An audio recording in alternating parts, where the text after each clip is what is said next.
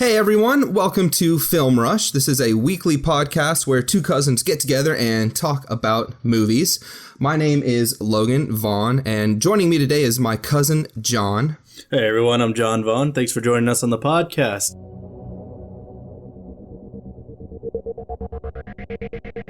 Welcome to Film Rush.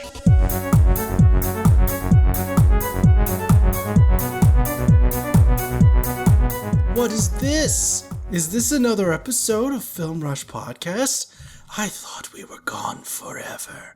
No, we are here forever. You'll never be rid of us. Logan, it's been a while. It's been a good while. How are you doing today? Doing all right. It's been, I guess, either a month or close to a month since we did an episode together, and man, it feels like the world is just completely changed. The major thing for me since we were last together is that Biden got elected president. That's my good news of the last, I guess, 30 days or so. But it's been a crazy time. It has. November has been an intense month, and we're not even finished with it.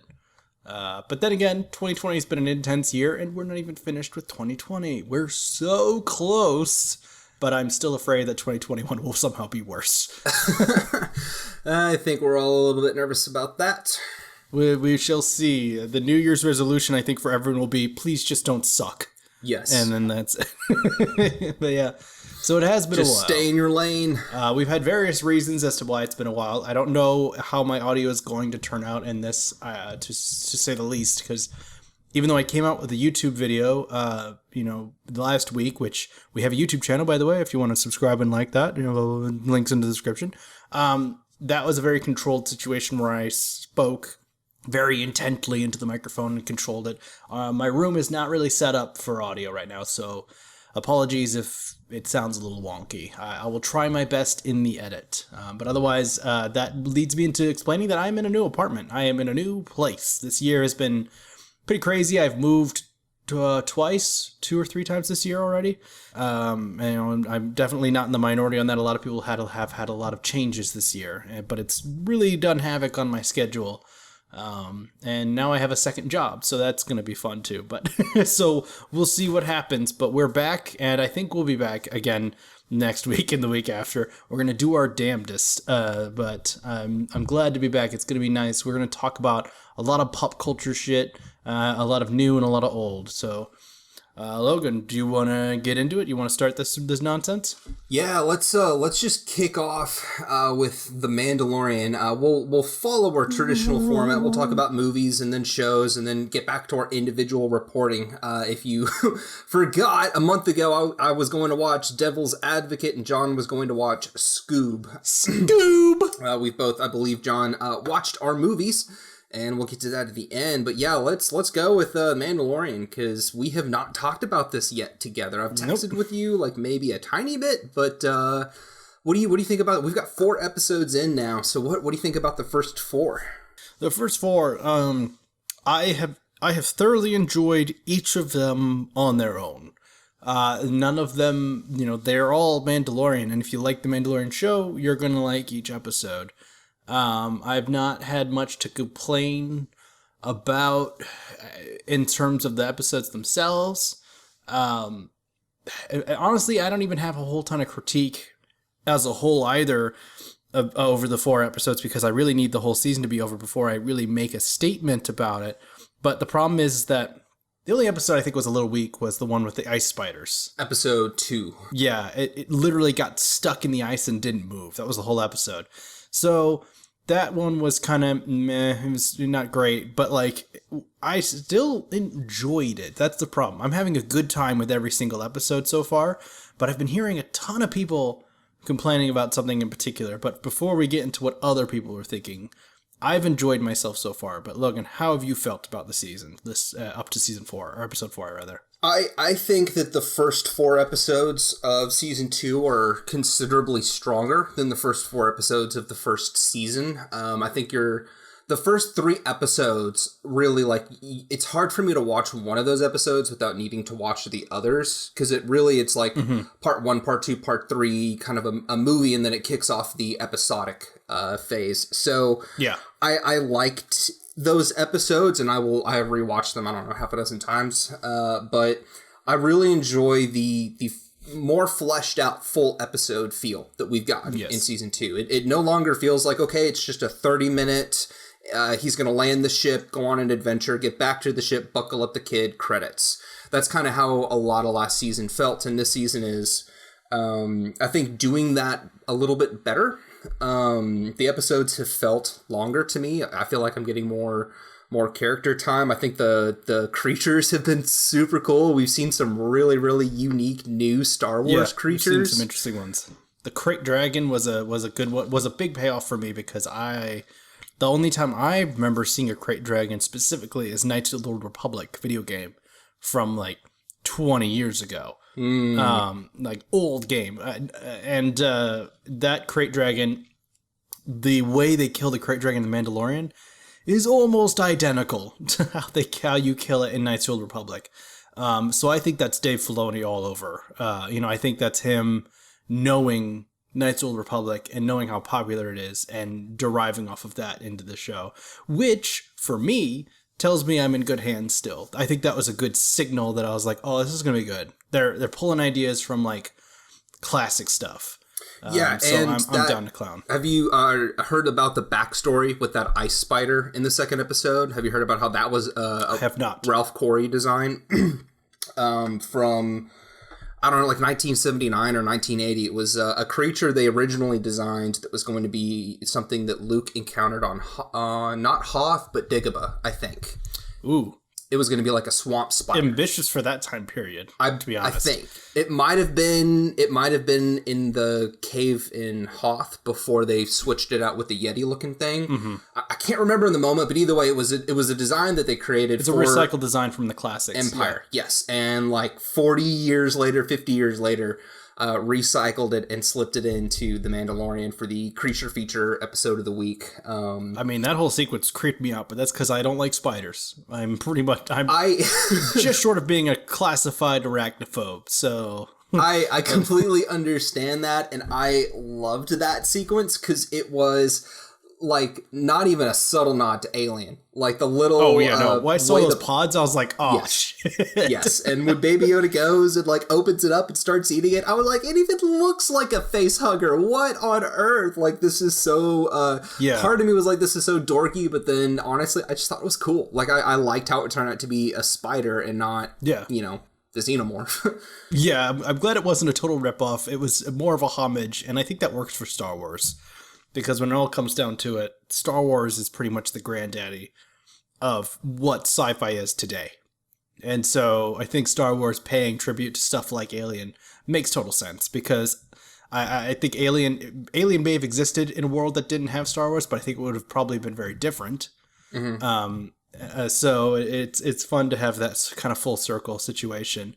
What did you think? So you're a big fan of Boba Fett. Yes. Are you excited that they've pulled the trigger and he's gonna be in this at some point? We only got a little glimpse of him, but he's definitely going to be around. Yeah, so I guess I'll try to answer that from a spoiler protected environment point of view. I liked the way that they incorporated the character back in the first episode, mm-hmm. and I'm wondering if that's it or if we'll get to see that again. And I liked the way that they did that in the first episode. I thought it made sense. And again, we almost have to do a spoiler if we really want to get into the Boba Fett situation. But I liked it. I mean, we haven't seen him again since that episode, right? I don't think we have. I was going to say, so I'm not sure what I hesitate to ask what spoiler, because then you have to say the spoiler. Yeah, so if you haven't seen season 2 of Mandalorian yet, and you want to know what are they going to do with Boba Fett, I guess maybe plug your ears or just skip ahead 60 seconds in the episode. So spoiler warning. Not that we're going to get backlash, but anyway, so you find out in the first episode that there's this new guy who is wearing the Mandalorian, or the Boba Fett armor that he basically got it off the Jawas a long time ago, and he has now been using it to kind of basically be like a sheriff or something like that. So my interpretation is Boba Fett died in episode 6, and the Jawas somehow got the armor out of the Sarlacc pit, No clue how they did that, but they got the armor out and I guess hawked it to this guy, and now he's got the armor until, of course, Mandalorian defeats the Krayt Dragon and then gets the Boba Fett armor. So I'm assuming that Mando's gonna melt it down and add it to his set, or he'll hand it off to some young kid he meets on the journey, or maybe he'll even melt it down and make it Baby Yoda. I don't know. Like, maybe make Baby Yoda a little Mandalorian. I don't know. I think, well, didn't they confirm that Boba Fett's armor is made out of a different metal? It's super geeky. It gets into, like, super minute details. I don't remember that. But I think I remember hearing someone say that they've confirmed canon-wise that Boba Fett's armor isn't...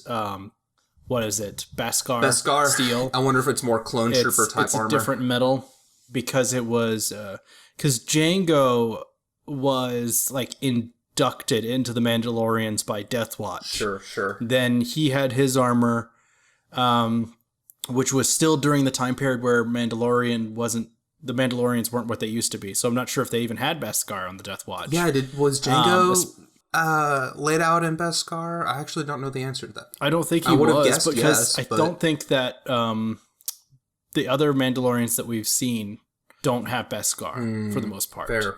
I think Mando is pretty unique in having a full bodysuit of Beskar. Yeah, that might be a good point. I just assumed he was one of many, but maybe you're right. Maybe he's unique in that way. So, I never actually considered that before. So I'm not sure what they'll do with that. So spoilers, I guess, because I kind of want to talk about some things that could be seen as spoilers, but they also have introduced the concept of Bo-Katan. Bo-Katan is in here now. Somebody did the math, and Bo-Katan is not the right age in this show, but I'm like, you know what? Fuck it. I'm tired of continuity errors in Star Wars. Let's just say it's fine. She could be in here. I saw that. I've seen several like side-by-side memes where they show other characters like Obi-Wan, for example, and how they age compared to how Bo-Katan aged. I guess if you say Bo-Katan is probably maybe 10 or 15 years younger, like if she was 18, 19, 20 during the Clone Wars, which is totally reasonable. She was young. I guess maybe because how old is the actress playing that? 50, 45, 50? Yeah, she's in that range 40? For sure. Yeah, I guess Bo-Katan probably really should look more 65, and she kind of looks more like she's 45 or 50, but... Hey, yeah, you know what? I'll take it. I liked having the Mandalorians in the episode. They did such a good job with so few lines, fleshing out a lot of lore and context. Even just the way that Bo-Katan introduced herself, the way that she was like, I'm Bo-Katan, here's where I'm from. You're a child of the First Watch, which is a religious... And like she kind of gave a couple lines of backstory there on what the Watch was, and how it was essentially this extreme religious cult that broke off from Mandalore in order to go back to the original way, in a very in an extreme cult-like way, I guess. So I thought that some of that backstory was really, really interesting. But it's just the whole episode with the Mandalorians in it was probably my favorite episode. It was so good. Far. And plus, you can't. Katie Sackhoff is the actress playing Bo-Katan in this. That's pretty pitch perfect. Like, come on. I will accept the weird age problem just so we can have Katie Sackhoff in here as Bo-Katan. It works for me immensely. Works for me, too. She's good. And then she hints to what is to come to Mando at the end of the episode. I'll at least keep that one under wraps. Sure. And, you know, every Star Wars fan collectively got excited in many different ways whenever that was brought up. There's a certain artifact and a certain a certain cartoon show character that could be coming up soon. Well, plus now it looks like they're trying to explain some of the flaws of the most recent series of Star Wars movies via the child. So that has me in some mixed area of opinion. Though that episode was enjoyable. I had a good time with that one. It does fall under the radar of under the category of a lot of people are complaining now about Mandalorian's episodic nature. I've seen a ton of people criticizing the fact that Mandalorian is coming out with episodes and they're just side quests, and they're not progressing the plot, and they feel like it's dragging on, and they need to move forward, which is weird because I always kind of felt that's what season 1 kind of did. It felt like season 1 didn't have any plot progression. It was just episode to episode to episode. Each episode was its own adventure. And then the last like 2 or 3 episodes were him going back and getting everyone he had met that was of note in the old episodes and bringing them together as a team to finish off the plot of season 1 in those last few episodes. And I think that's what they're doing in season 2 again. I think we're going to get Bo-Katan's going to come back in a later episode. We're obviously going to have the standby allies probably also come back as well. And then we're going to have some new people join as well for the final several episodes that will be the acceleration of the plot, wrapping up at the end of season 2. In the meantime, we're having these, adventures. And I felt like season 1 established that as a rule of this show. But apparently a lot of people still think that it's just like too distracted, not staying on track, and it's just, messing with people's time. And I'm like, no, it's what season 1 was like. I don't quite understand the criticism, but I've heard it a bunch. Yeah, I don't get that criticism either, because I feel like what they're doing is no different than all of our other favorite TV shows are doing. The only thing is it's not a 2-hour action jam-packed fantasy fest that the Star Wars movies are. And so if your brain is conditioned to expect each 35 to 45 minute episode to be as satisfying as a great 2-hour movie, like, no, you're not going to get quite that level of high. I mean, if you go back, you look at Avatar: The Last Airbender, how many, episode of the week kind of episodes were there? There were so many detour side quest episodes in there, and we all still love that show. So I think you're completely right. I would have said the exact same thing if you hadn't already taken the words out of my mouth. The first several episodes are going to be side quest, and the last 2 are probably going to be all plot, like what we would say plot. Even though they need these connective tissue episodes in there. Nothing's wasted as far as I've been able to tell, especially if season 1 is any parameter to go by. Everything in the previous episodes, or at least everything of meaning, gets paid off later. We're in good hands. Everything you're watching will have a purpose later down the road. I think it also comes from the fact that we're in a very binge-centric society. Fair. And this is now coming out once a week, and so it's forcing people to actually wait. There are people who enjoy it. Like, my wife really loves the idea of actually being patient and waiting each week to get the next episode. She says it's something to look forward to, as to opposed to if Mandalorian had come out as a whole season, you and I would have already finished it by now, way before now, because we would have had to have talked about it. And so we would already be done. As it stands now, we still want to know what's to come. So there is something to be said for waiting. Yeah, there absolutely is. And I usually watch the first episode, or I usually watch the new episode every Friday. And then I'll circle back around on Monday and I'll watch it again. So I've been able to watch each episode twice, some of them 3 times. Episode 3 with the Mandalorians in it. I've watched that one 3 or 4 times, but it's going places. Like we had the first 2 episodes, which fair, like, okay, fine. Like, they were more episodic. They were a creature feature of the week. Like, okay, we got to go fight a big sandworm. Okay, we got to go fight a big snow spider. All right, like, these are still really fun adventures. And then you've got episode 3 where you introduce the Mandalorians. Episode 4 is where you circle back with all of the main side characters from the first season, and you kind of nod at where the show is going. And I honestly, like, I've heard a lot of speculation that this episode this week could be the fireworks episode, and every, like, episode after that could be a little bit slower, but Dave Filoni is directing the episode this week. And I've heard a lot of people speculate that if anyone's going to bring Ahsoka back to the show, it's going to be Dave Filoni. Yeah, so, I feel like it definitely should be an episode he at least directed. If not this one of the later ones for sure. Yeah. Because, it's possible. Something big is going to happen in this next episode, either with our big villain or with our Jedi hero. I feel like one or both of those players is going to come in and just wreck shop or something. Something like that. I would imagine Moff Gideon's pretty upset about the events of the 4th episode. So that's... I mean, eventually we are going to get to lightsaber battles in this show. Oh, yeah. Like, that stuff will happen. It will come. I mean, this most recent episode, we got to see Mandalorian uses a jetpack and take on an entire Imperial base, and then you have the speeder bike scene. I literally giggled when the speeder bikes came flying out of that base. That was so kinetic. "Ah!" That was really well done. I've never felt like those speeder bikes existed in real life until that episode. Like, you watch the speeder bikes in Return of the Jedi. Got my heart rate up. Yeah, you watch the speeder bikes in Return of the Jedi. They're fine. They're sci-fi vehicles, and they fly along, and it's exciting. But these ones, like, they fucking hit the ground. You see the stormtrooper use his foot to balance himself as he makes a turn. You know, like, they feel much more kinetic than they did in older Star Warses. And it's such a weird little thing, but it worked for me. I was like, oh, this is fucking cool. I don't know why. And picking up on kinetic, you go from that to, we've got like 4 TIE fighters crashing down on us. So then you've got this really awesome movie moment where where you've got Carl Weathers in the back, Han Solo style, taking out TIE fighters or trying to take out TIE fighters. And then you've got Mandalorian coming in out of nowhere and he saves the day. And then Baby Yoda throws up all over himself. Like, that was such a satisfying emotional thrill ride there at the end of that last episode. And then you have your villain come in and, you know, kind of twirl his mustache and a justice tie and say some evil stuff and say, I'm about to do something bad. So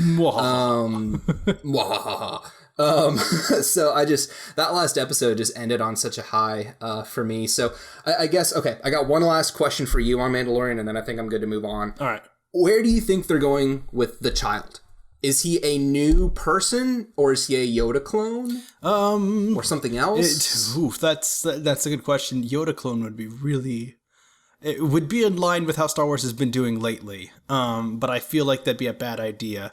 I don't really want a Yoda clone. I've got enough of clones, to be honest, but... Well, and they would, if the child is 50, then they would, from a math perspective, Palpatine would have had to have cloned Yoda 25 or 30 years before episode 1. Which, I mean, it's technically possible. 20 years before episode 1. But did he just pick up hair off of his little head? What did he do? Did he get a blood sample? Like, how did he get Yoda's DNA? I don't know. Or did he clone Yoda, but it's like an accelerated? He's not actually 50. He's like 5, but it's a clone. Yeah, who knows? I don't know. Maybe he only... Yeah, I don't know. And Yoda disappeared when he died on Dagobah, so it's not like he could have gotten it post-mortem somehow. Yeah, and that was only like 5 years before The Mandalorian, so you can't have a 50-year-old, the child, be a reincarnation of Yoda. Yeah. So I have no idea. I think it's new. I think the child is new. I don't think Disney... it wasn't intentional on Disney's part, I think, for people to call it Baby Yoda. That was just because that's the only reference we have. They didn't give us anything other than the child, so it's kind of just what the pop culture picked. Yeah, and I think that's just... It's just a nature of the beast. You know, Mandalorian's not the type to name a child. He's not going to give it a name because he's just too stoic for that. So we will just call it the child. So Disney's like, yeah, it's just the child. I think the child is brand new. I think the thing they're doing is they're using it as an excuse for the shenanigans that the new trilogy just pulled. A lot of people are talking about Snoke and stuff lately. Yes. And I'm inclined to believe that that's probably where it's going. I am curious though. This is so far out of left field. I wonder if we're going to see Luke Skywalker at some point. Maybe season 3, if Mandalorian's popular enough, which it is.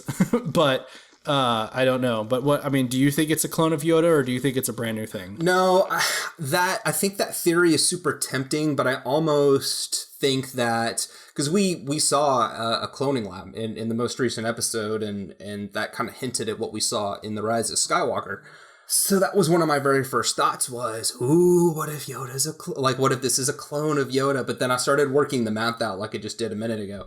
And I was like, it has to be a new being. Like, it has to be its own creature. Because if it really is 50, then it can't be an actual Baby Yoda. So that's just following the show's own rules, or at least speculated rules, then I gotta say it's a new character. I don't think it's a reincarnation or a clone. I think that would maybe just be a little bit too far for Star Wars. But I think it is a new character. I'm very curious to know where it's going to end. Eventually, Mandalorian is going to have to hand off Baby Yoda. I don't think you're going to have Mandalorian hand off Baby Yoda and then stay with the creature. I think eventually you have to find the species, whatever they're called. So I'm wondering, like, will he actually find the species, or is he going to leave this creature with a Jedi like Ahsoka or like Luke? If you do that, I think that's absolutely possible. If I had to pick any tie-in, I don't know. See, it's hard to work out the timeline, because at first I was like, no, we wouldn't see Luke. We'd probably see the Knights of Ren, but we're probably like 15 years too early for the Knights of Ren. Yeah, which is why I was curious about the thought of Luke, because they would have to if they're going to do that kind of thing, they'd have to de-age Mark Hamill, but not all the way, but some of the way. Right. And yeah, I don't know. That'd be cool, but I'm not sure how Luke would tie into this, even though he's kind of an important Jedi. And we're talking about Jedi at this point. I don't know if Ahsoka will get the child. The problem is with that it feels too easy, because Ahsoka isn't in the newest Star Wars movies. So continuity-wise, you can totally give her the child and be like, yeah, she just has the child, and that's how that goes. And then you don't have to explain it, because it doesn't have any follow-up. That goes nowhere. The child doesn't grow up and know the Force. Where is the child after Mandalorian, the show, is over? I mean, obviously, we're very far away from the show ending, but so a lot of things can happen between now and then. But these are the things that the writers are thinking of. They're like, where's the child going to go? Do we give it to Ahsoka? I honestly don't think Ahsoka keeps the child. I don't think that's how it's going to go. I think Mando will want her to. Definitely. That's his goal. Take this. Get it away from it. It's caused me a lot of trouble. Please take this. And I think that ultimately she'll be like, no, she'll come with some Jedi crap or gray Jedi crap. Be like, this is your destiny. You must have the child. And Mando's going to be like, I hate destiny. No, I don't want it. She'll be like, this is the way. And he's like, you don't get to say that. She's probably going to say your journey doesn't end with me. It ends with returning it to its people or something. Yeah. Like that. And yeah, that'll come down to whether or not we find the Yoda species, which will be interesting. I don't know, because I actually just read the Ahsoka book that came out in like 2018 or 2015. I read that a couple of weeks ago. And one of the things they talk about with her character is that she, after what you see in the Clone Wars, where her, Darth Vader, and all that, Darth Maul, and all that stuff. What Ahsoka does is basically she lies low for like a year and a half, and then she goes around and just starts doing random acts of goodwill. Then she joins up with the rebels, and then I think she starts seeking out Force-sensitive children to protect them. So it could be that Ahsoka will want Baby Yoda. Maybe Mando won't want to let him because he's Force-sensitive and doesn't want the Inquisitors. Well, no, the Inquisitors. That was pre-Empire. Right? There's so many questions. We're post-Empire. See, dude, I'm so messed up on timelines here. Wait, that was pre-Empire. Wait, no, that was... Damn it. That was Yavin circa 14. No, it's like, fuck. Was that pre-Death Star 1 or post-Death Star 2? Shit. I mean, Mandalorian's, other than a few books, is the only content we've got that bridges the gaps between 6 and 7, episode 6 and 7. So this is all, yeah. There's no deep, nerdy sweat here, because everything is within the last 18 months as far as canon goes. Yep. For lack of a better term, it's pretty wild, wild west. Yes. But yeah, well, I'm enjoying it so far. I'm super excited for episode 5 this Friday. This episode comes out on Wednesday, so it's only 2 days away when you hear this. So I'm excited. Other than that, do we want to get into the meet and greet of our episode? Let's get to it. It's about time we talked about movies on Film Rush. Sweet. So do you want to start on your end, or you want to start on mine? I've got 2 recommends. It looks like you got a recommend and an avoid. Let me go first. Well, fine. I just want to go first. Let's see here. Okay, so I've got 1 recommend and 1 avoid. And my recommend this week is going to be over on Netflix. This is 2012's The Impossible. This was directed by J.A. Bayona, who I believe has now done, the sequel to Jurassic World, the sequel with the volcano blowing up, Fallen Kingdom. Oh, I never watched that all the way through. I could not make it. It's possibly the worst of all the Jurassic Parks, which is saying a lot. Yeah, that's saying plenty. But this was a movie that I watched this when this came out. I Redboxed this like a year after it came out. I probably saw this in 2013. But Jacqueline had never seen it before, and she told me she wanted a movie that was really, really sad, but also really, really inspiring. So I went over to Netflix, looked for a couple of movies that met those qualifications, and we came up with The Impossible. So if you have not seen this movie, this has got Ewan McGregor, Naomi Watts, and Tom Holland, yes, our Spider-Man, as like a 10-year-old kid. Oh, wow. These are the three big actors in the movie. But essentially, what this movie is, there's a family of four, mom and dad and two little boys, and they are in Thailand during the 2004 Indian Ocean tsunami.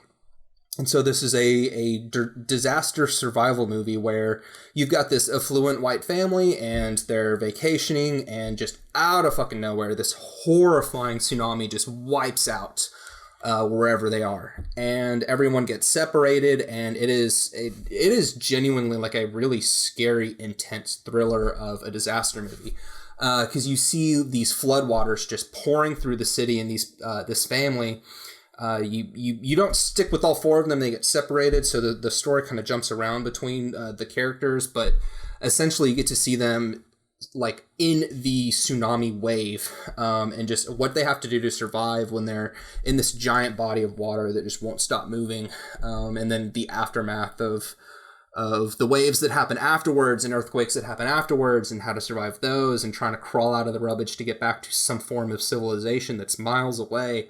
It's super intense. The acting is incredible. I like disaster movies. This is a decent one. I'm not going to sit here and say this is like 9 out of 10 or all-time great disaster movies, but this one's just really emotionally stirring. And I don't know what to say. Like, if you're in the mood for a disaster movie, go watch The Impossible.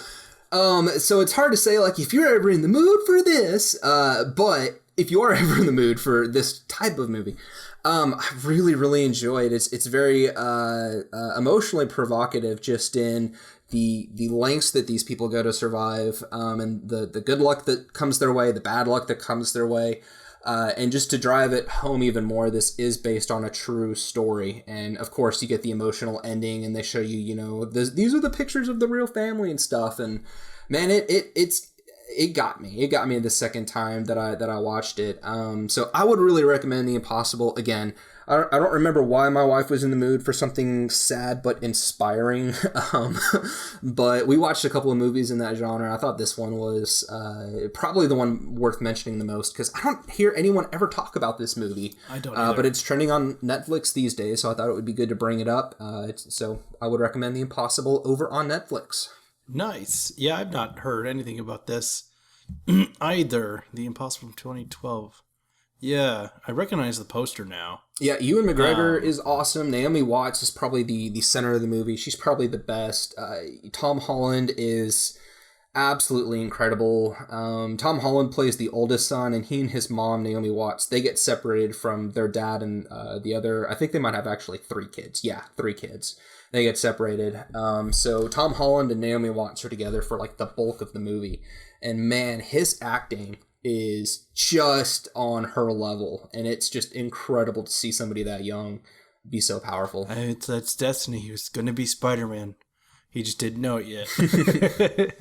That's cool. Yeah, no, that sounds interesting. Sometimes I am in the mood for a movie like that, so maybe I'll put that on my list. Nice.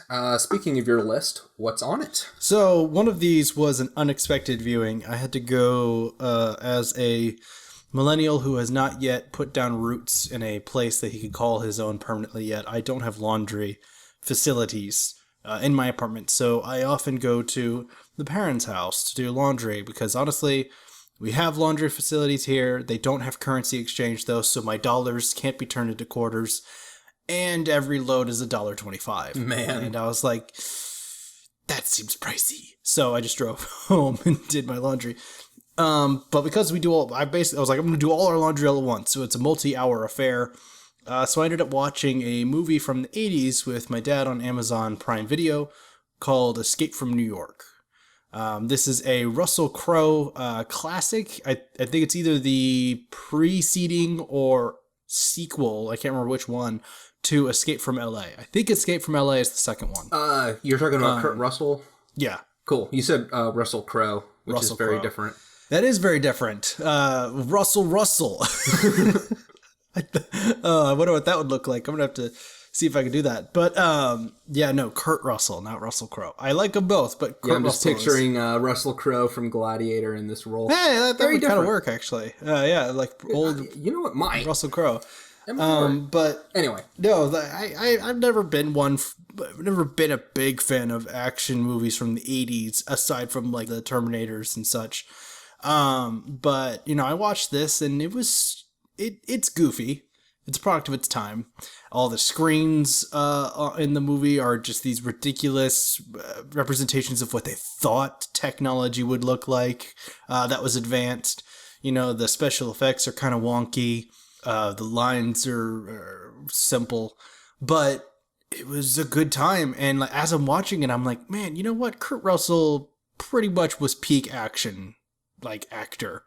Like, everyone likes to be like, oh, who's the best, like, action hero in a movie, like, that really represents action heroes? Everyone's like, you know, Die Hard, you know, I think that's, like, the best. I'm like, no, I don't think so, to be honest. It's maybe a controversial statement, but I don't think that John McClane is actually, like, the peak action hero. I think Kurt Russell already got that and still holds it.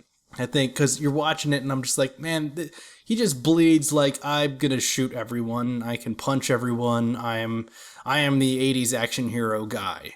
And I was like, we've already peaked in that regard. And this movie was a good time, and maybe not in the way that they intended, because my dad and I laughed at it a lot. We laughed with it more than at it. Like, I wasn't being mean to the movie. But there's definitely some elements that are of their time, but I had a good time. It's 7 out of 10, you know. And if anyone really loves 80s action movies and you haven't seen this somehow, you've got to watch it for sure, because it's your thing. So Escape from New York with Kurt Russell. I enjoyed it. It was fun. Yeah, so I have not seen this, but I've really, really wanted to, especially because John Carpenter is the director. That's funny. And I want to get around to seeing... Huh? I never would have called that. Really? We did watch the credits, my dad and I. Didn't catch who the director was, though. But the credits alone also made us laugh. There were some silly names in there, but then I saw there's a position listed, because this is prior to when credits were like formatted and had like a way that they're made. There was someone in there listed as an assistant to the assistants. Oh my god. It's like, wait, how many layers deep does this go? Is there an assistant to the assistant that's the assistant to the assistants? And yeah, it was funny. But yeah, I enjoyed it. But man, yeah, I wouldn't have called Carpenter, because I've watched Carpenter. This did not feel super Carpenter-y. All right. Nothing you've said has scared me away from the movie. It honestly kind of like makes me feel a little bit more comfortable watching it, because right now it's kind of one of those pedestal movies. Like, I can't, you know, put this on unless I'm able to like sit there and like pay attention to the whole thing. So if you're telling me, have you ever watched like Big Trouble in Little China? Oh yeah. Oh, very familiar. Did you enjoy that? Well, I liked it a lot as a kid. I honestly don't think I've revisited it since like high school. I mean, even if you're the type of person to at all find that entertaining, even as a kid or as an adult, I think you'll like Escape from New York. Cool. Like that, it's not the same, but it's in that vein. All right. So you'll find enjoyment. All right. I mean, the premise sounds pretty great. I love Kurt Russell. What's character? It's something hilarious. Snake Plissken. Yeah, Plissken is his last name. Yeah. And he's called something Snake. Yeah. I know everyone calls him Snake. That's awesome. He's got an eye patch. Like, yeah, this. He's got a snake tattoo on his stomach. Oh my gosh. It's crazy. It's funny though. I like the movie. So that's why it's my recommend, or it's one of my recommends. Do you want to talk about the movie that made you cry? Yeah. Made you sad? Right. Maybe not cry, but at least made you disappointed. So I've got an avoid here. And it's called The Dead Don't Die. This came out last year. A very cliche title. Oh yeah. I hate that title already. Yep. Very much playing on the zombie horror kind of trope. Yeah. So The Dead Don't Die is kind of basically like a very deadpan, ironic, self-aware spoof zombie horror comedy. I remember seeing the trailer for this now that I look at pictures of it. Yeah. And the trailer, I thought, was great. I thought this movie was going to be really, really funny. And it ultimately came off as just a little bit too deadpan. It was a little bit too slow. Something about the tone in this movie just didn't work for me. And what's sad about it is loaded down with incredible actors. You've got Bill Murray, you've got Adam Driver, you've got Tom Waits, you've got Steve Buscemi, Danny Glover's in here, RZA is in here, Caleb Landon-Jones, all kinds of just really, really good top-notch actors. And From a story format, it pretty much follows your typical Night of the Living Dead story. So it's really not unique in that way, but what makes this movie unique is its sense of humor. And it's got a very self-aware sense of humor to the extent that, like, during the opening credits of the song, during the opening credits, they play a song called The Dead Don't Die. And they play it over, it's kind of like a slow montage beginning of the movie. And I kid you not, throughout the movie, characters in the movie will play that song like over a dozen times. Jeez. And to the point where like you'll have Bill Murray and Adam Driver, they'll be like in their cop cars driving down the road, and they'll flip the radio on, and Bill Murray will be like, this song, it sounds familiar. And Adam Driver's like, well, yeah, it's the theme song to our movie. And Bill Murray's like, I guess that's why it's familiar. Oh no, it's one of those. Yes. And like they'll be I think the first zombie investigation where they're investigating dead bodies. There's a moment in the trailer where Bill Murray is asking Adam Driver, so what do you think it is? And Adam Driver immediately is just like, I think it's zombies.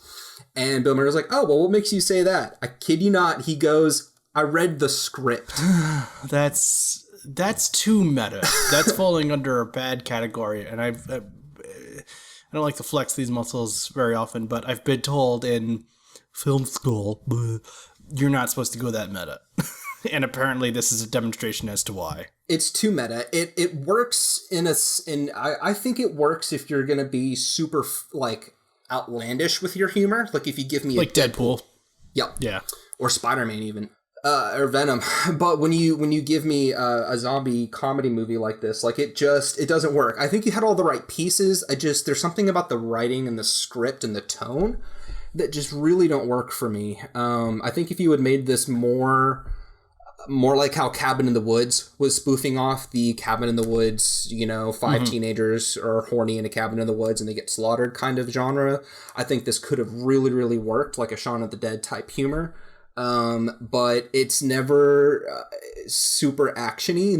You never feel any tension. Like Adam Driver throughout the entire movie keeps repeating, I have a bad feeling about this, or I think this isn't going to end well, or some variation of that line. And like, sure enough, like that's exactly what happens. So this movie just continuously tells you the same thing over and over again. Weird. Until it happens in the movie. And it's just really, really frustrating. Another example of the repetitiveness in this movie, they're at this diner. There's a couple people who've been torn to shreds by zombies, and they're trying to figure out what happened. So Bill Murray at first is like, well, I think it was animals. Wild animals. Maybe a lot of wild animals. A lot of wild animals. And then, like, they ask, like, the waitress, like, what do you think happened? And she wasn't there. She was, like, inside the diner. She comes out. She's like, what do you think did that? Was it animals? Was it, like, a lot of wild animals? And... like, literally, there's, like, 5 or 6 more characters throughout the next 10 minutes who say the exact same thing. Like, was it animals? Was it, like, a lot of wild animals? Well, or was it a pack a of lot wild of animals? Like, I'm paraphrasing. I'm not quoting verbatim, but it's something along the lines of that. No, I know. Well, that thing is, though, like, the way your paraphrase it makes it sound hilarious. But apparently it wasn't. Because, like, you just saying, like, every character saying the exact same thing sounds kind of funny to me. They're like, was it animals? Was it a lot of animals? And then the next person, was it animals? Was it a lot of animals? Like, what is it with a lot of animals? Why is it everyone thinks it's a lot of animals? Yes. That'd have been funny. That's bummer they didn't go that way. I mean, you may be able to watch this and enjoy this, because that's the thing with comedy, is it's so fickle. It just depends on your style and your mood that day. Yeah. For me, okay, so IMDb's got this at a 5.5, Rotten Tomatoes, 55%, audience score is 38%. Yeah, audience is much harsher on it than the critics are, apparently. Right. Not a ton, but it's pretty it's pretty rare to see audiences be more critical of something like this than critics. Yeah, and I'm looking at my review, I give this a 4-star out of 10 over on Letterboxd. 3 out of 5 or 4 out of 10. Nice. No, I'm sorry. 2 out of 5, not 4. 2 out of 5. 2 out of 5. Yeah, because it's got the 5-star rating. I always forget that Letterboxd does 5-star instead of 10-star. I know, it bugs me. I like my 10 stars. But yeah, so The Dead Don't Die did not work for me. I would recommend avoiding it. The Dead should die, so to speak. So that's interesting. Well, I may or may not give this a go. Comedies, I have to really hype myself up to watch a comedy. I've seen more comedies in theater than I have at home, because if I go to the theater, I'm locked in. But if I'm at home, I'm like, yeah, what if I don't like it? And I don't click on it. It's an ironically lifeless zombie movie. Anyway, moving on. What else is on your list? So mine is not about zombies, but it is a comedy. It is an elder film. I think it was made in 2009. It's got Shia LaBeouf in it, and it is called Holes. Wait, did you just say 2009? I'm pretty sure. Let me. I feel like it has to be like 03 or 04, 05? I could be. It's got to be newer or older than 09. Oh yeah, 2003. You're like screwing with. I'm thinking of another movie. I've definitely watched another movie that was in 2009. So 2003. You just broke like my childhood brain for a minute. I was like, no, I was not that old when I saw Holes. Yeah, no. The thing is, I've watched Holes so many times throughout my life that I don't remember when it came out. I never remember the first time watching movies anyway, especially from that long ago. But, so this movie, a lot of people have heard of this movie by now. I mean, I'm not in the minority here in terms of viewing it. But it's just basically... You said Holes, this is the new Cardi B song, right? No, it ain't WAP. But it's about a boy who gets wrongfully convicted by a court of law, and for some reason, this is a way that they punish children in this universe. And they send him to a camp in the middle of a dried up lake where their whole thing is that every day they dig a hole that's 6 foot wide, 6 foot deep. Basically digging a grave every day, which is really macabre if you think about it.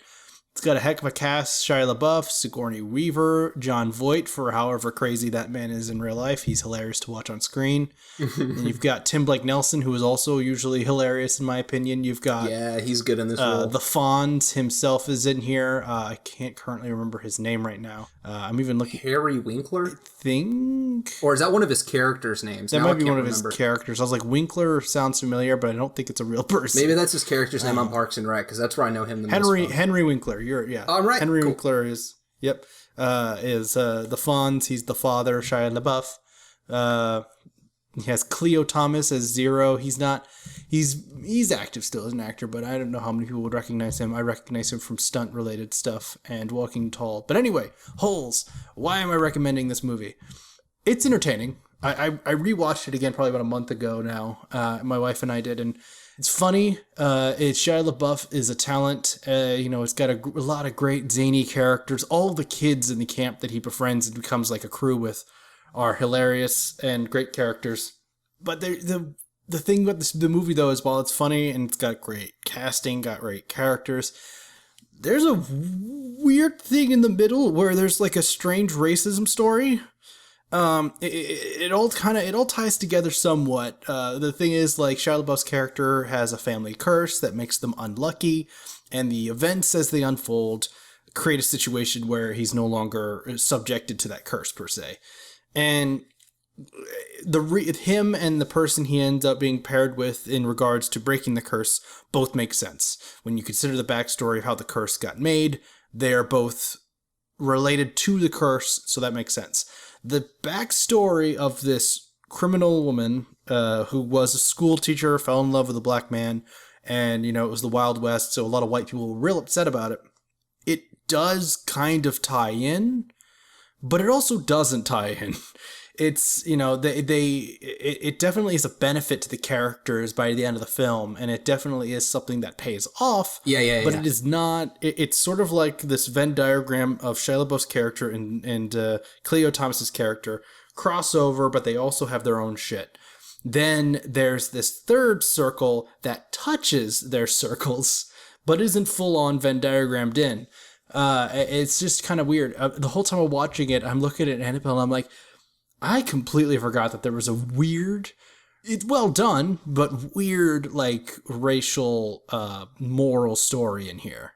Like, my young kid brain it absorbed the fact that white people were being assholes to a black guy for literally no reason other than the color of his skin, which is reprehensible, of course. But as a kid, I also didn't think about the fact that this is a movie about two kids digging holes. And now I'm in a movie about black injustice, which, I mean, it's fine. It works, I guess. Somehow it works. And that's why I'm recommending Holes. If you haven't seen Holes somehow, it's on Disney Plus. And if you have like a young kid, like 8-year-old boy, they would dig the shit out of this. I mean, 8-year-old girls might dig the shit out of it too. It depends on who you got as a kid. But you know, I recommend it. It's just, it was a weird thing. I never thought about it until I watched it again, and I was like, well, what's this doing in a Holes movie? It works, but I don't know how. I guess, okay. I love Shia LaBeouf. I love Holes. I really think the only thing that I could add is that it's my favorite version of Les Mis that I've ever sseen. Wait, justify that. How? I honestly, my brain for a split second was like, where's the connection? So he steals a loaf of bread. He like gets blamed for stealing a pair of sneakers at the beginning of the movie, and then gets sentenced to a lifetime of indentureship and stuff. It's a pretty weak joke, but well, sorry to call you out on that, but my brain was just like, what am I missing? What am I missing? No, you're completely fine. But that's the whole connection thing. Is Zero was stealing a pair of shoes because he wanted them really bad, and then he freaked out and threw them over the bridge. Yep. And Shia LaBeouf just happened to catch the shoes like right as a cop came around the corner or some bullshit. Yeah, they landed on his head, and they're like, you must have stolen them, even though you're on a completely wrong road for it, and you've never been anywhere near the orphanage. We just assume you somehow took these. Yeah. So yeah, the movie does have holes in the plot, but it works. It's a silly 2003 film, and I enjoy it. I enjoy it a lot. I think it's probably my favorite movie that young Shia LaBeouf is in. I take this over like Even Stevens' movie or something like that. Yeah. So I think from his younger performances, like pre-Transformers, basically, this would probably be my favorite Shia LaBeouf movie, cool. I would say.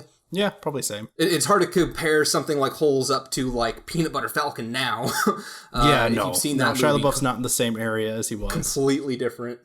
All right, so that brings us to television shows. I don't have a whole lot to say about mine, but we'll jump to yours first, Logan. What is it that you watched that is a sequential series of episodes that you enjoyed? Cool. So I really just kind of wanted to circle back because I think the last time we met, we talked about My Next Guest Needs No Introduction over on Netflix, which is David Letterman's new show.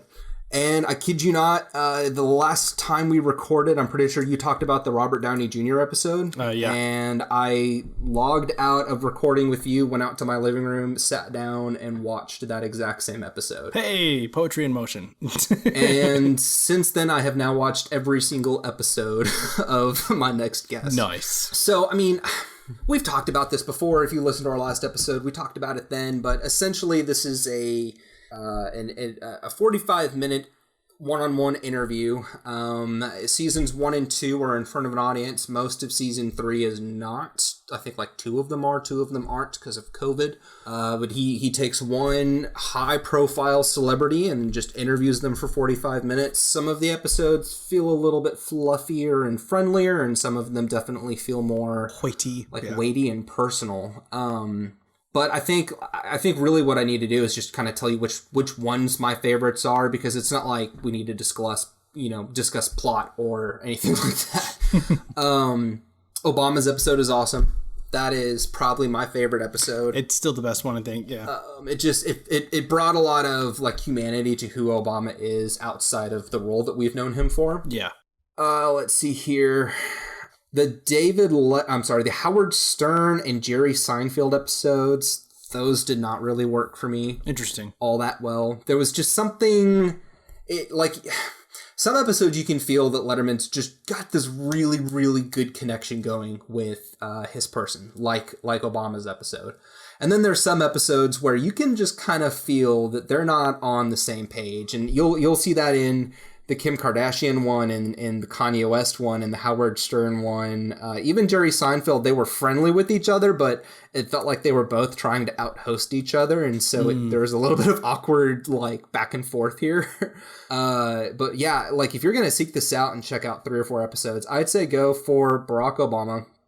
Melinda Gates actually has one of my favorite ones.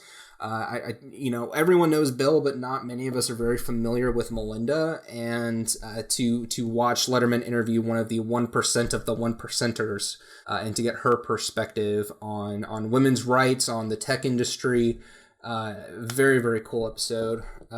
Tiffany Haddish and Ellen DeGeneres, 2 episodes that might make you tear up if you're looking for that.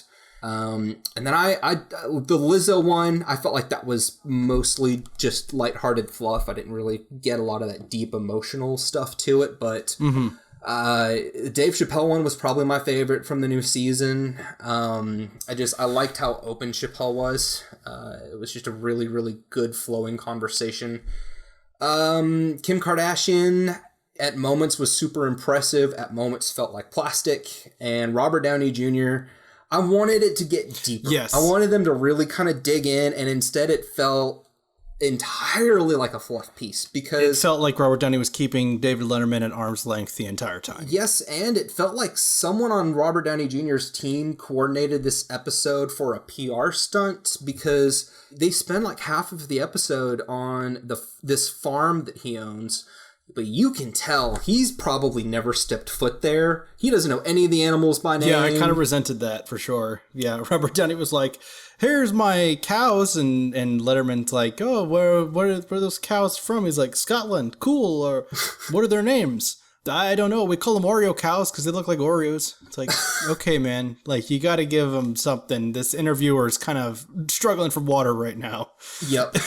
At first blush, like when Jacqueline and I were going through that episode, I had fun with it. I was like, oh my gosh, Robert Downey Jr. owns llamas.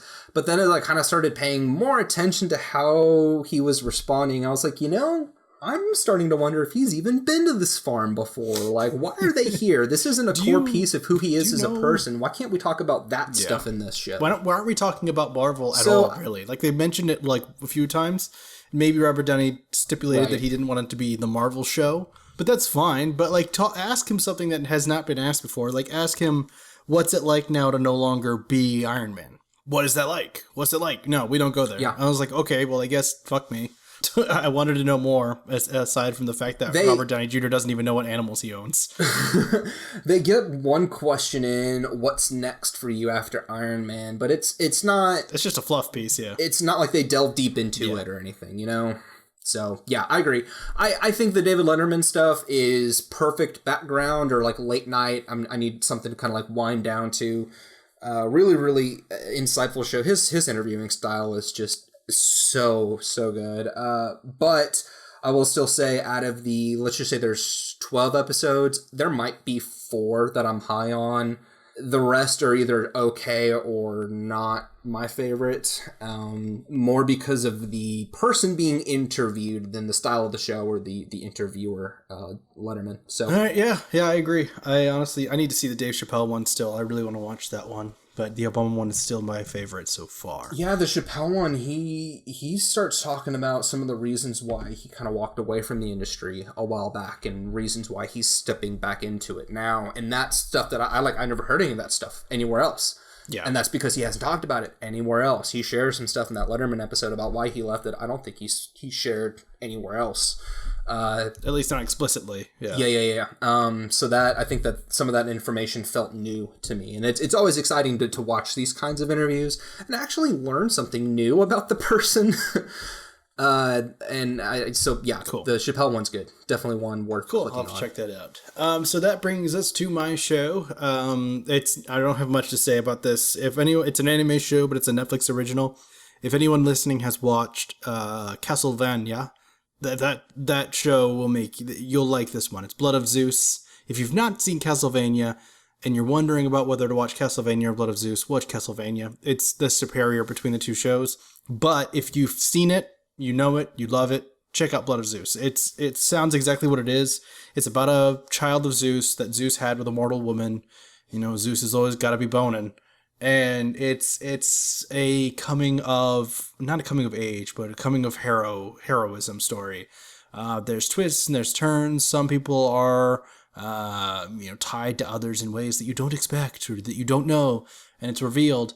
But it's also still kind of a generic story in the sense that instead of it being the Titans versus the gods, as is the typical story, instead it's the giants versus the gods. They're basically just a stand-in for the Titans. And the giants were the race that the gods submitted and buried under the ocean, but now they're rising again and the gods must face them. And meanwhile, Zeus and Hera have a marital dispute over the fact that Zeus is a horn dog, The one really successful part of this show is that Hera is fucking terrifying. The animation style definitely lends itself to making her a terrifying figure, but you never really you think of like gods that are really powerful. You're like, oh yeah, Poseidon, Zeus, Hades, all of those guys. They're powerful as hell. Well, better add Hera to the fucking list because she will murder your ass.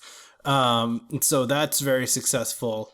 There are some frustrating elements of it, but that just comes from me consuming a lot of anime. So there are some tropes in here, some subversion of tropes that are unnecessary, that I was just a little annoyed by. The show never felt like it picked up speed. It kind of sat at the same pace, in my opinion, throughout the entire show. Even to the finale, it felt like it was still going at the same speed. But that could just be my perception. My wife enjoyed the show a lot more than I did in those regards. Like, she's like, she's like, I get what you're saying, but I also don't get what you're saying. She's like, I think the pacing's fine. So it does come down to taste, I think, in that regard. So if you liked Castlevania, or you like anime in general, or you just see the trailer of this and it looks like an interesting art style, give it a watch. It's only got one season out right now, and it's not very long. So I think it's worth a go. It's like a 6 out of 10 for me right now. Maybe the next season will make it more better. But that's where I stand. Nice, very cool. I guess the only thing I can add is I recognize a couple of these names in the casting. For example, you've got Jason O'Mara, who has been one of the highest working non-Kevin Conroy Batman voices over the past, 5 years. Yeah, I think he's pretty much Warner Brothers' official animated Batman voice. You know, he's been in a lot. All of the mainline animated movies right now that have Batman in it. That animated. I think he's their like New 52 Batman version. Kind of. Yeah, I don't think they're technically New 52, right? But yeah, kind of ish. I can't keep up with it. Like, they New 52, New Crisis, blah blah blah. They constantly reset shit. But yes, I like him. I like Jason O'Mara as Batman for sure, and he does Zeus in this. You can catch it every once in a while and be like, "Hey, Batman!" But for the most part, he does a pretty good job of hiding it. Okay. Yeah. Very cool. But this brings us to not reports just yet. Oh, I got you. This is the podcast recommend section where we add a podcast that exists out there in the ether or the abyss, depending on whether or not you're an optimist or a cynic. And we provide you a chance to expand your horizons in the podcast world. You know, there's all kinds of shit out there, guys. I'm talking all kinds. If you're listening to a film podcast right now, and there's a lot of us, there's plenty of us. There's also ones that talk about murder mysteries. There's ones that talk about, a sci-fi adventure in the stars, just literally cataloging the journal adventure of this hero. From murders to sports. It's crazy, man. And I wanted to highlight one that has shown this show some pretty consistent support lately. I appreciate them. And we just want to throw their promo in here for you guys. And if they sound interesting, give them a check out. Otherwise, we'll see you back here in just a couple seconds. Hey, this is Kate. I'm a forensic psychologist and crisis clinician, and I collect stories. Everything from true crime to trauma to parenthood. There's a lot more in common between depression and sociopathy, or between serial killers and podcasters, than you might think. Are you sure you really want to know? This is Ignorance Was Bliss at iwbpodcast.com and IWB Podcast on social media. All right, thanks for sticking around. Hopefully that sounded interesting to you. If not, we have a new promo every single week, so you never know what you're going to get.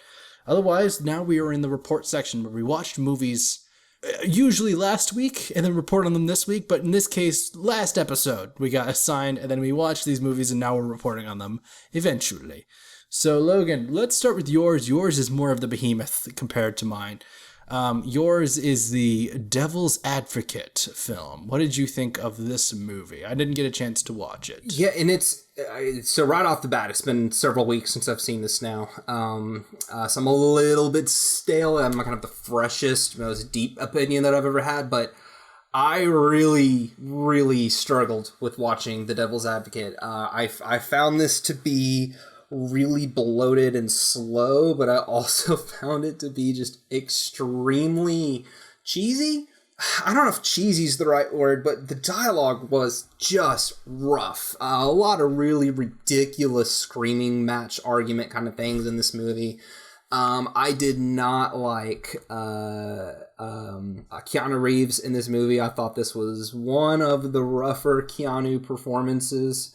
I very much understand some of the complaints, or at least common criticisms when it comes to his acting style. I think this is on full display for exactly what you don't want to see Keanu do in his roles. Because he's essentially playing like your asshole Tom Cruise type person. He's the super successful lawyer. He's never lost a case. And he kind of gets noticed by this big law firm, and it turns out Al Pacino is like actually the devil or something like that. I found this movie to be absolutely ridiculous. I thought that it needed to either be firmly in reality, I would call it reality, firmly in reality, or to lean much more into the supernatural. Because this movie, it's 2.5 hours. It is like, I would say maybe 2 hours of that, it's all just pure straight, like law, thriller, drama type movie. But there's about 20 minutes of it that are really supernatural. And it just doesn't vibe with the drama, with the banker lawyer business world that the rest of the movie is in. Some really, really dated dialogue, some really, from an activist perspective, some really, really dated special effects. If I recall correctly, there's a couple of different scenes where Keanu is seeing some spirits or some demons and stuff, and boy, it looks like trash. So I found this movie to be really dated.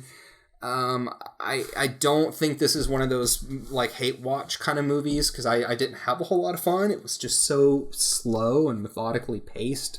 So I don't recommend The Devil's Advocate. I really struggle to see why this is a 63% on Rotten Tomatoes with an 80% audience score. 80. I gave it a 3 out of 10, and I don't ever want to go back. Yeah, that does seem high considering everything you're saying. 80% is pretty high.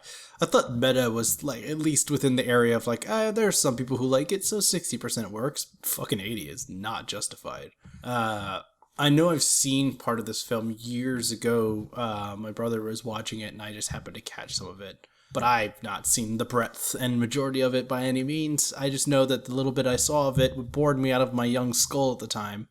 So I've never returned. Thanks for taking that bullet, I suppose, for the podcast. Yeah, it's not smart, it's not sexy, it doesn't have that kinetic energy that this kind of movie needs to have. I don't think there's anything truly scary in the movie at all. So, dude, if you're gonna make I don't even know why you would try to make this kind of movie, to be honest with you, because for the premise alone, now that I'm thinking about it, like a hotshot lawyer gets picked up by a new law firm, and it turns out that the managing partner of this law firm is actually a demon or the devil himself, and he and all of his demon cronies are trying to make you the worst person possible so they can recruit you into their ranks for some reason. Like, it's just, like I said, it's been about a month since I've seen it, so I'm a little bit foggy on the movie, but I think that just kind of proves it didn't have any staying power. How bad the movie was. I don't remember it all that well. So that's disappointing. Well, hopefully that will be washed away soon, but that's when we get to our assigning section, which is to come. So is there anything else you want to say on Devil's Advocate? I would promote more conversation into it, but it seems like you didn't really enjoy it that much, so there's not really much to say, apparently. No, that's everything for Devil's Advocate. I was really bored and miserable watching it, and I thought it was pretty low quality, so I will not be revisiting it. 3 out of 10, and I'm going to throw it back over to you for Scoob. Oh, cool. Well, here's the thing. Misery loves company, and I'll tell you right now, I didn't have an explicitly grand time with this movie. Didn't expect you to. I did text you a little bit while I was watching it, but really, I could break it down pretty easily. So the first bit plus the theme song, because they play the theme song and do a whole montage sequence, those two parts are pretty close to pitch perfect. There's a few issues in there where it's just kind of like got modern day zany comedy from like Despicable Me that doesn't quite work for Scooby. But other than that, you get the beginning where you meet Scooby, and then Scooby meets Shaggy. It's touching, it's cute, it works. Personally, I think in this movie, it's just a gripe of mine that having Scooby talk as much in this movie as he does is just a weird decision. He was never very talkative in the cartoon from what I remember, but whatever, I'll get over it. Then they meet Fred, Velma, and Daphne, and it's that whole scene for sure is perfect. They meet on Halloween. Shaggy is being bullied, and Fred comes in and helps. Shaggy's candy is thrown into a supposedly haunted house. So the gang, now freshly together as strangers, walk into the house to help Shaggy reclaim his candy. And real quick, just solve a mystery, very Scooby-Doo style. You know, there's more to it than it appears. It's not actually magic. There's something else going on. They figure it out. They bust a criminal. Boom. I'm like, oh, right. So it looks like I might be in good hands. That's working really well for me. Then they do the theme song. And they basically just redo the theme song with modern graphics, and they update the song a little bit, but it worked, you know. It's got the hijinks, it brings you up to speed on where they are in modern day, showing all the crimes that they've solved and where they're at in life at this point. And then immediately the movie turns into a steaming pile of garbage. They open up basically with Simon Cowell telling them, for some reason giving them advice on how they can proceed as a business. They want to be Mystery Inc. or whatever. They want to be people who solve crimes, which I was under the impression that they were already doing that. So I don't know why they need Simon Cowell's perspective. And he's like, you know, you're doing a great job, but, you know, I don't think that Shaggy and Scooby are really on brand for you. Basically, he's just a device that splits Scooby and Shaggy away from Fred, Daphne, and Velma. And then pretty much for 90% of the movie, they are separated. What the heck? Yeah, they spend the majority of the movie apart. And there's even parts of this movie where Scooby and Shaggy spend separated and aren't really together very much. This kind of turns into less of a Scooby-Doo movie and more of just a Hanna-Barbera reunion movie, because they bring in, what is his name? Like Rad Dickler or something like that. It's a villain from the Hanna-Barbera days, where he has a dog that goes and that's his laugh. Anyone who has watched the Hanna-Barbera cartoons back during those times will know who I'm talking about. And he's voiced by Jason Isaacs. Does a good job, but like the villain is just dumb. And then they have Blue Falcon, who is voiced by Mark Wahlberg. And again, it's fine, but it shouldn't have been in a Scooby-Doo movie. It turns into like a weird superhero movie. And he's not even like the original Blue Falcon. He's the son of the Blue Falcon who inherited the position. And he's not very good at it, and he needs to learn how to be a hero. And Scooby and Shaggy help teach him how to be a hero while they learn how to rekindle their friendship. Because yes, for some reason, Scooby and Shaggy have a breakup in this movie for like no fucking reason. Wow. Other than the fact that apparently Scooby is descended from Alexander the Great's dog. This sounds terrible. And that's the point of the movie, is that Shaggy is special and he can open the gates to the underworld. It wasn't good, and it just never got better. And the movie, it was just like, the movie almost did something kind of ballsy. At the very end, they almost had Shaggy die. And I was like, and I was rooting for it though. This movie was so bad that at the end of it, if Shaggy had died, I'd been like, you know what? If they have the balls to make Shaggy die and they keep him dead and the movie's over and that's happened, I'll give it an 8 out of 10. I will give this an 8 out of 10 and nope, Shaggy comes back almost immediately. And I was like, okay, fine. You get a 3 out of 10 then, movie. Fuck you. It's only a 3 out of 10 because a 1 out of 10 is the very worst score, and it would have gotten that, but it gets those 2 points for having a good opening sequence and having a good theme song. Those are each 1 point. And the rest of it is garbage and doesn't deserve anything. So avoid this. Don't watch this. Unless you have tiny, tiny children. Do you have any thoughts on Zac Efron's Fred? I thought he did fine. The thing is, like, right. Fred is such a white bread character that, yeah, Zac Efron makes sense. Yeah. But it's not like he was going to fuck this up. Fred is not that interesting. Aside from that, I think everyone else did fine. Somebody pointed out that Scooby-Doo sounds like Nick Nolte. And now I can't unhear it. Oh no. It's super close. You can hear Scooby-Doo go, "I have spoken." And I'm like, oh god, no. It's Nick Nolte. But it's not Nick Nolte voicing Scoob for somehow. It should be though. That'd be hilarious. But yeah, don't watch this. 3 out of 10. Fuck off, Scoob. That was not great. You guys started out strong, and then you just fell off a cliff. So I don't know why they went there. I don't know why they did that. It was just really stupid. Yeah, that sounds terrible. Man, I don't know how they bring Scooby-Doo back in a beloved way.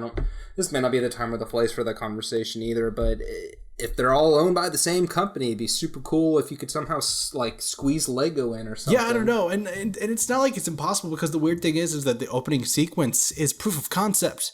It can still work. Sure. Just do what Scooby-Doo does and solve a mystery. Fuck, you know how many people who just love mystery stuff? Look at how popular Sherlock Holmes is. I know that's not in the same genre, but it's mystery stuff.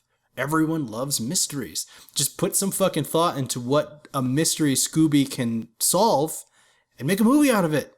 Super fucking easy.